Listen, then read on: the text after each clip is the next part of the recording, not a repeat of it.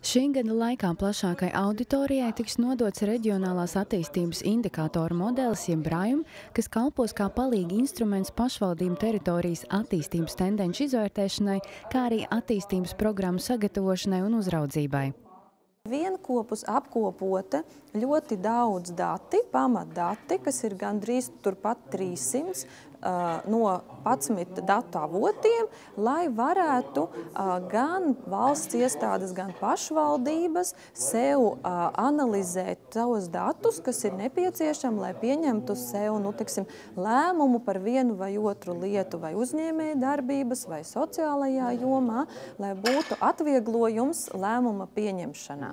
Reģionālās attīstības indikātoru modelis būs noderīgs ne tikai valsts un pašvaldību institūcijām, bet arī sabiedrībai kopumā. Sistēmā būs vienu vietu pieejami statistikas dati no 14 dažādiem datu avotiem.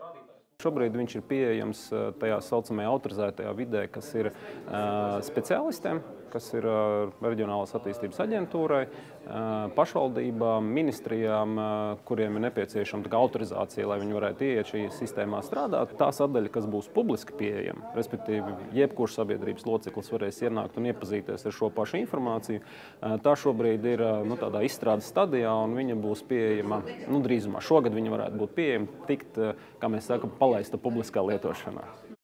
Pašvaldību fórumā 2013 tikās valsts un pašvaldību pārstāvi, kā arī speciālisti un uzņēmēji, lai diskutētu par aktuālāko pašvaldību darbībā. Viens no aicinājumiem ir aktīvāk izmantot ārpakalpojumus, kas var samazināt riskus un palīdzēt optimizēt līdzekļus.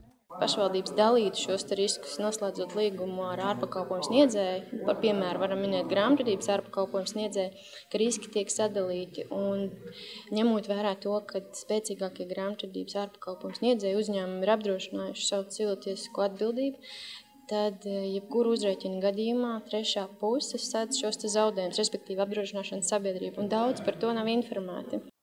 Jau kopš 2012. gada pavasara lielākā daļa pašvaldību iegādājas elektroenerģiju brīvajā elektroenerģijas tirgū. Ja veiksmīgi izdodas īstenot iepirkumu, ir iespējams ietaupīt finanšu resursus. Viens no labākajiem veidiem, kā risināt šī publiskā iepirkuma iespējamo smagnējību, kas ir saistīta ar daudzajām kontrolēm un prasībām, kas tas ietver, ir īstenot iepirkumu veidojot vispārīgās vienošanās. Droši vien, ka pašvaldību pārstāvjiem tāds termins ir labi zināms, kas varbūt nav tik labi zināms cilvēkiem, kas nav ar to ikdienā saskārušies, bet tā doma ir tāda, ka veids no sākuma kandidāta atlases, kas būs tiesīgi piegādāt elektrību pašvaldībām, un pēc tam jau cenu aptaujas veids tajā brīdī, kad ir vajadzīgs fiksēt cenu, nevis uzreiz sludina lielu iepirkumu ilgam laika periodam, bet to dara pakāpeniski. Un pamatā tam ir šīs vispārīgās vienošanās. Pašvaldību fórumu 2013 organizēja Nacionālā ziņu aģentūra Leta sadarbībā ar uzņēmumiem FMS, LF Experts un Prudenti Energy Markets.